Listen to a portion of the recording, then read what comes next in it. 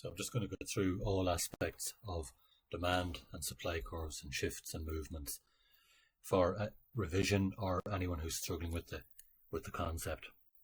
So just to start us off there, you should always write, of course, price and quantity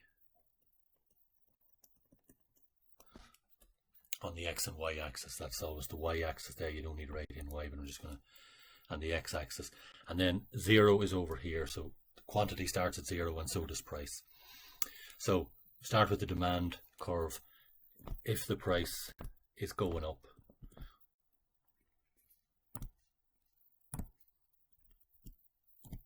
what do you think is going to happen to quantity demanded? So the price goes up. So you've got, just for handy scale here, of course this is all done with a ruler. So at a price of €5, you might buy a dinner every day of the month in the canteen.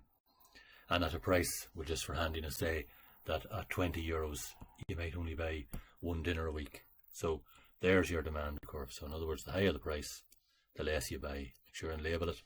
And it's downward sloping from left to right. So you don't need to learn that off. You just need to apply the logic to it. When we're here, we'll do a supply curve.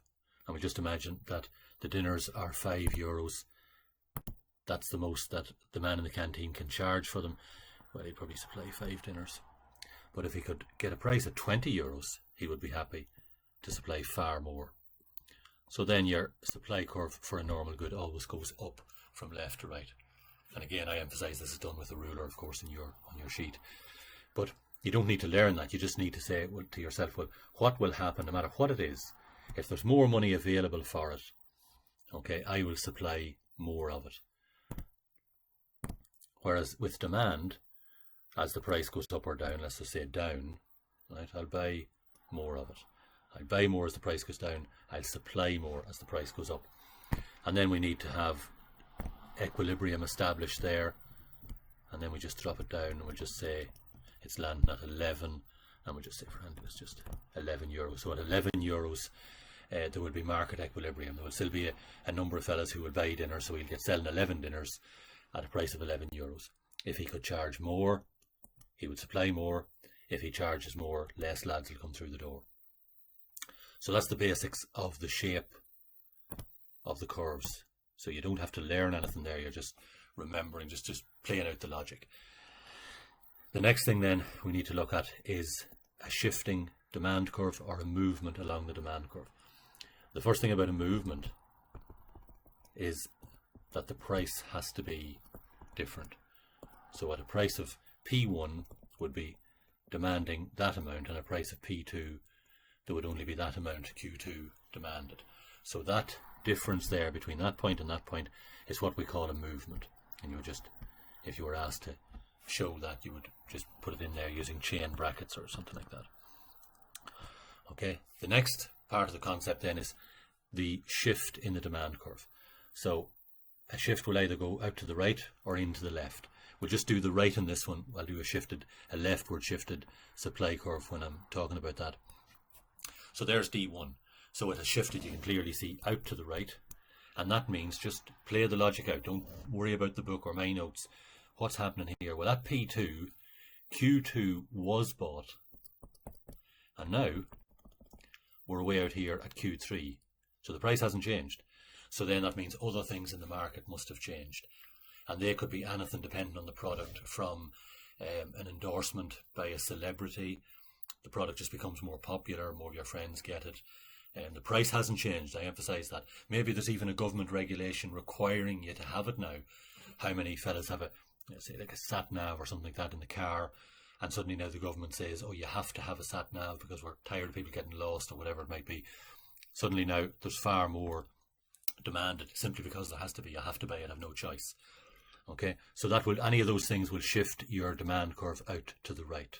Okay, they are positive, the things that have a positive effect on demand, but I emphasize the price has not changed. And if you're talking about a shifting demand curve, you wouldn't have two prices in on it. The two prices are just for the movement, and that's why it's so important to do separate diagrams for all of these. We'll go then to a supply curve. So the supply curve's going up in this direction. And let's just say then that the supply curve has shifted into the left. And again, clearly show the arrow there. So what that means is that there used to be Q1 supplied at a price of P1, and now it's come in to Q2. So the price hasn't changed, so something else has changed in the market. And what could that be? Well, because it's going to the left, it means that the thing has a negative effect on the amount of the goods supplied. So maybe the cost of inputs like oil has gone up in price. Right? Remember, oil now, not the product itself, it hasn't changed in price, just the price of the inputs. Maybe labour, the minimum wage has been increased, so now it's costing me more to hire workers. Or maybe there was poor weather and I just can't supply as much of it. I would love to, but I can't because I didn't grow enough barley because it rained all summer, or whatever it is. Or maybe the country that I buy the raw material from has declared war on some other country, and now I'm not allowed to buy from that country, or I can't get the stuff out, or whatever it might be. So any of those negative things will contract supply into the left, will shift the supply curve to the left. Obviously positive things would move it out to the right. So just to conclude, try to just rely on your own common sense and your logic in this. Just ask yourself, has price gone up or down? And then what is likely to happen to either demand or supply based on that? And if price hasn't changed, then it's obviously a shifting demand or supply curve. So you ask yourself then just, which way is it shifting? Okay, if there's a positive effect, if good things are happening, it'll shift to the right, whether it be demand or supply. And if bad things are happening, it'll shift in to the left. And then you will always be asked then for sensible reasons. So there's no good coming up with a reason that, you know, there's less tables being supplied in the Irish market because of a storm in Indonesia, where we don't do any business with or we don't buy raw materials from. That might cause a leftward shifted supply curve in the supply of something we actually buy from that country. So you have to, even though the text will give you a series of answers, all these things cause a shift in the supply curve or in the demand curve. They don't always apply to every good. So you need to be good specific. Okay, think of the good that you're talking about, think of a good that you know something about, and only the factors here that affect the supply or demand of that good will get any marks in the exam.